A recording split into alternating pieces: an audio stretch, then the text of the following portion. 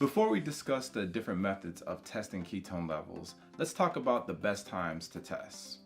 After being on the keto diet for 2 to 3 days, you should definitely be testing ketone levels. It may take 2 to 5 days before you actually get into ketosis, so keep that in mind. So if you are on day 4 and still don't see your ketone levels increase. Everyone's body is different. Later we'll talk about factors that can influence test results. So let's say you've been following the meal plan for 5 days and your ketone tests show that you have consistently been in ketosis. Great! You can expect to stay in ketosis as long as you continue following the diet. Let's say you make a mistake. It happens. For instance, you forget to read the label on a sugary sauce you ate and, oops. But that would most definitely be the time where you would want to start measuring your ketones again. So in other words, you should be measuring ketones when you are not sure if you are in ketosis.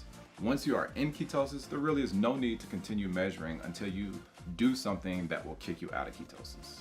Now, there are a few ways to measure ketone levels. You can determine if you are in ketosis simply by using your subjective feedback and testing tools. Your subjective feedback is based on how you feel. For instance, if you experience decreased hunger, increased mental clarity and focus, you could very well be in ketosis. More objective measurement techniques include urine, breath, and blood tests. Now, the most accurate way to measure is a blood test. These devices can be bought over the counter and require a finger prick or a blood sample. Now, this is actually the gold standard in measuring blood ketone levels because it directly measures ketones in the blood. However, it is also the most expensive. You can also get a breath analysis test that measures the amount of ketones you breathe out.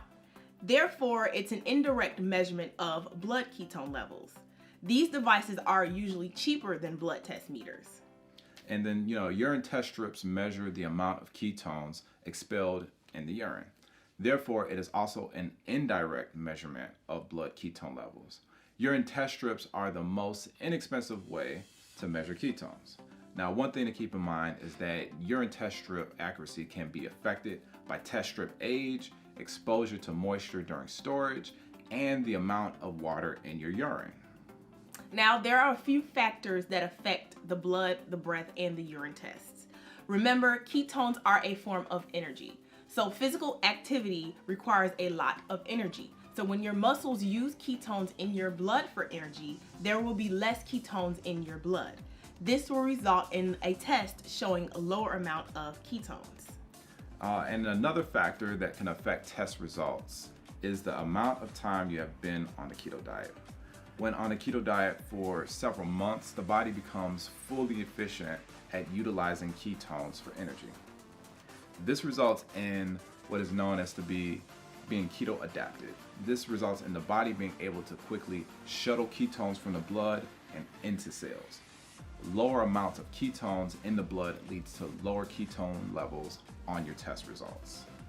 Now, to summarize, if ketone tests show low ketone levels, this can be caused because you are performing physical activity or just because you are keto adapted.